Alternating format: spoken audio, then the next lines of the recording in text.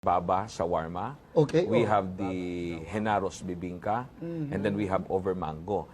Yan yung una naming venture. Is it intentional, Pastor Jun? Mga Pinoy, Mga Pinoy. highlighted products? Actually, kung maririnig mo, Brother Ian, yung Mr. Baba Shawarma, siya ang first shawarma concept in the Philippines. Filipino. So, binuhay nyo Actually, ngayon. yes. Actually, sa kanya galing yung mga sikat na brand ngayon that I won't mention. shawarma.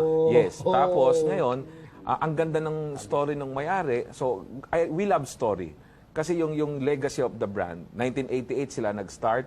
Yung owner naggaling sa Saudi, natutong gumawa ng shawarma, nag-start sa Philippines, tapos nagpa-franchise.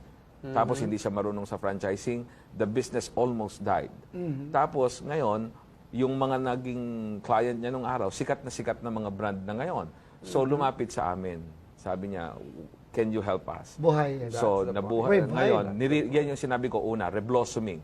So we need a reblossoming strategy. So ang ginawa namin sa kanya, ni-restructure namin, tinutulungan namin, nire-rebrand namin. So ang aming branding sa Mr. Baba is the father of all shawarma. Wow. So Yes. no one can dispute that because they started the industry in the Even Philippines. when they research it. And there's Yes, history. yes, that's history. Oh. So, nag-spark kayo ngayon ng curiosity Yeah, para yes. so you would lead customers and potential partners, franchisees na bakit siya tinawag na father of all shawarma?